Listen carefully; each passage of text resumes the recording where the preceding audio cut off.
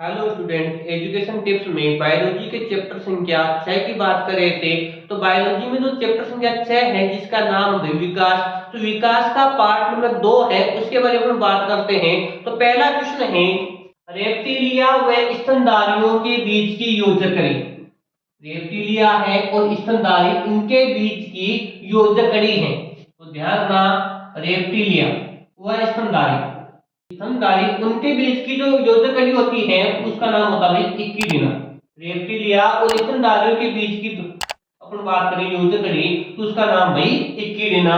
यदि बात करें रेप्टिलिया, यदि बात करें रेप्टिलिया की और किसकी भी, पक्षियों की, तो इनके जो बीच की योजक कड़ी होती है उसको बोलते हैं आर्कियोपटेरिक्स। आर्कियोपटेरिक्स। यदि बात करें सजीव और निर्जीव, सजीव और निर्जीव के बीच की योजक कड़ी होती है उसको बोलते हैं वायरस। बात करें पादप और जंतु की, तो पादप और जंतुओं के जो बीच की योजक कड़ी होती है उसको बोलते हैं युग्लिना। किस नाम से जानते हैं भाई? युग्लिना। तो कृष्ण है, रेप्टिलिया व स्तनधारियों के बीच की योजक कड़ी होती है, तो रेप्टिलिया और स्तनधारियों के बीच की योजक कड़ी कौन होती है भाई? इक्विडिना। तो आंसर क्या हो गया भाई? इक्विडिना। दूसरा ऑप्शन है आर्कियोपटेरिक्स। तो आर्कियोपटेरिक्स किसके बीच की योजक कड़ी है? तो ध्यान रखना, जो रेप्टिलिया है और कौन भाई? पक्षी। रेप्टिलिया और पक्षियों के बीच की योजक कड़ी है उसको बोलते हैं आर्कियोपटेरिक्स। तीसरा है वायरस। तो सजीव और निर्जीव के बीच की योजक कड़ी, सजीव और निर्जीव के बीच की योजक कड़ी है उसका नाम है भाई वायरस। अगला है युग्लिना। तो युग्लिना किसके भाई? पादप और जंतुओं के बीच की योजक कड़ी कौन होती भाई? युग्लिना। तो क्वेश्चन था रेप्टिलिया व स्तनधारियों के बीच की योजक कड़ी होती है उसका नाम तो भाई इक्विडिना होता है। यदि यहाँ पर पूछ लिया रेप्टिलिया और पक्षियों के बीच की योजक कड़ी कौन है, तो आर्कियोपटेरिक्स है। यदि सजीव और निर्जीव की बात करें तो इनके बीच की योजक कड़ी होती है वायरस होती है। यदि पादप और जंतुओं की बात करें तो इनके बीच की योजक कड़ी होती है उसका नाम होता है भाई युग्लिना। तो ये था भाई आपका पहला क्वेश्चन। दूसरा क्वेश्चन देखो, ऐसे कौन से पक्षी हैं जिनके पंख होते हैं? ऐसे कौन से पक्षी हैं जिनके पंख होते हैं लेकिन उड़ने की क्षमता नहीं पाई जाती? ऐसे कौन से पक्षी हैं जिनके पंख है लेकिन उड़ने की क्षमता नहीं पाई जाती? तो ऑप्शन ए है केसोवरी, कौवा, कबूतर और बी में है सभी। तो ध्यान रखना, ऐसे कौन से पक्षी हैं जिनमें पंख तो है लेकिन उड़ने की क्षमता नहीं पाई जाती? वो कौन भाई? केसोवरी। कौन भाई? केसोवरी। यदि ऑप्शन में केसोवरी नहीं है तो ध्यान रखना भाई इमू। कौन रखना भाई? इमू, याद रखना। केसोवरी है, इसके अलावा इमू है, ठीक है। इसके अलावा हम बात करते हैं भाई शुतुरमुर्ग का अंडा।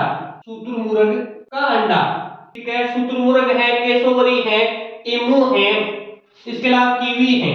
ये ऐसे पक्षी हैं जिनमें क्या होता है? पंख तो पाए जाते हैं लेकिन उड़ने की क्षमता नहीं पाई जाती। तो ध्यान रखना, केसोवरी के अलावा इमू भी दे दे, शुतुरमुर्ग भी दे दे, कीवी भी दे दे, इन सब में क्या पाए जाते हैं? पंख पाए जाते हैं लेकिन इनमें उड़ने की क्षमता नहीं पाई जाती है। तो दूसरा क्वेश्चन था, ऐसे कौन से पक्षी है जिनके पंख तो होते हैं लेकिन उड़ने की क्षमता नहीं पाई जाती है? तो आंसर क्या हो गया भाई? केसोवरी। कौन हो गया? केसोवरी।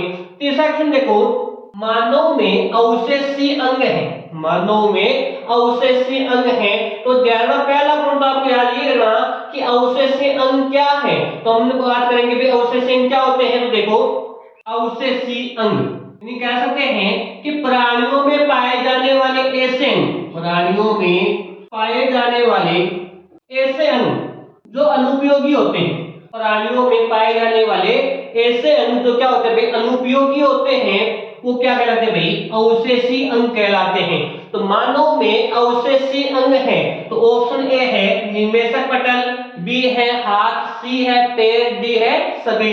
तो ध्यान रखना, मानव में जो अवशेषी अंग होते हैं वो कौन भाई? निमेषक पटल। कौन भाई? निमेषक पटल। तो आंसर क्या हो गया? निमेषक पटल। अब निमेषक पटल नहीं है तो ध्यान रखना, कर्णपल्व की पेशियां, कर्णपल्व की पेशियां ये भी क्या है? अवशेषी अंग है। इसके अलावा त्वचा पर बाल, इसके अलावा त्वचा पर जो बाल है वो भी कौन है? अवशेषी अंग। इसके अलावा कर्मी रूपी प्रशेषिका, कर्मी रूपी प्रशेषिका ये भी क्या होता भाई? अवशेषी अंग। तो ध्यान रखना, मानव में अवशेष कौन कौन से होते हैं? निमेशक पटल होता है, कर्णपल्ल की पेशियां होती हैं, त्वचा पर बाल होते हैं और कर्मी रूपी परिशिका होती हैं। ये सारे के सारे क्या होते हैं भाई? अवशेषी अंग होते हैं। अवशेषी अंग होते क्या है कि प्राणियों में पाए जाने वाले ऐसे अंग जो क्या होते हैं भाई? अनुपयोगी होते हैं, वो क्या कहलाते हैं भाई? अवशेषी अंग कहलाते हैं। तो क्वेश्चन था मानव में अवशेषी अंग है, तो आंसर हो गया इसका निमेशक पटल। ठीक है, चौथा क्वेश्चन देखो, जैव विकास का सिद्धांत दिया।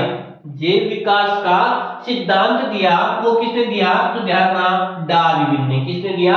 जैव विकास का सिद्धांत है वो डार्विन नाम के वैज्ञानिक ने दिया। तो देखो पहला ऑप्शन है लेमार्क। लेमार्क का उसने एक सिद्धांत दिया जिसका नाम था लेमार्कवाद, या उसको बोलते हैं उपार्जित लक्षणों की वंशागति का सिद्धांत। क्वेश्चन पूछ लिया जाता है कि उपार्जित लक्षणों की वंशागति का सिद्धांत किसने दिया? लेमार्क ने दिया। उपार्जित लक्षणों की वंशागति का दूसरा नाम होता भाई लेमार्कवाद का सिद्धांत। लेमार्क का उसकी एक पुस्तक थी फिलोसोफी जूलॉजी। ठीक है, तो क्वेश्चन पूछा भाई फिलोसोफी जूलॉजी जो पुस्तक है वो किसने लिखी? लेमार्कवाद ने लिखी। क्वेश्चन पूछा भाई उपार्जित लक्षणों की वंशागति का सिद्धांत किसने दिया? लेमार्क ने दिया। दूसरा ऑप्शन है अपने पास में डार्विन, ऑप्शन है डार्विन। तो क्वेश्चन पूछा था भाई डार्विनवाद किसने दिया? तो डार्विन नाम के वैज्ञानिक ने। या प्राकृतिक चयन सिद्धांत किसने दिया? तो डार्विन नाम के वैज्ञानिक ने कौन सा सिद्धांत दिया? प्राकृतिक चयन सिद्धांत दिया।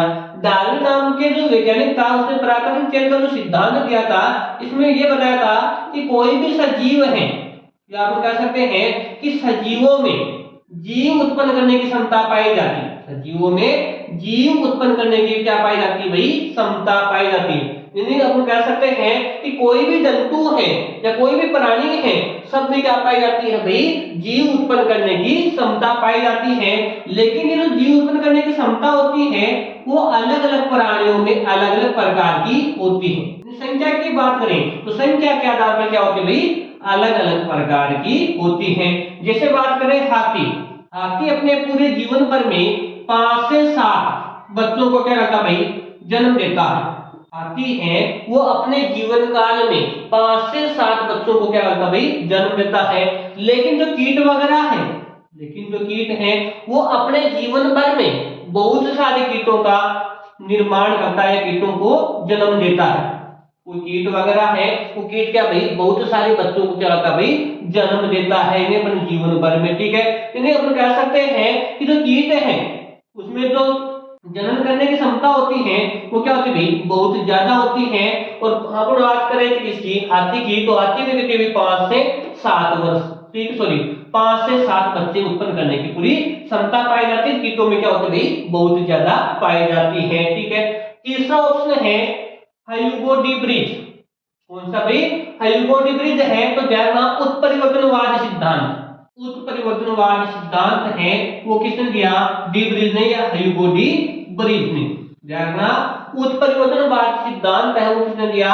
ह्यूगो डी ब्रिज नाम के वैज्ञानिक ने दिया। किसके ऊपर अध्ययन किया? Evening primrose. किसके ऊपर अध्ययन किया? इवनिंग जो प्रिमरोज है उसमें क्या किया भाई? अध्ययन किया। तो कौन सा सिद्धांत दिया? उत्परिवर्तनवाद का सिद्धांत दिया। ये उत्परिवर्तन होता क्या है कि सजीवों में होने वाला जो अचानक परिवर्तन होता है उसे क्या बोलते हैं भाई?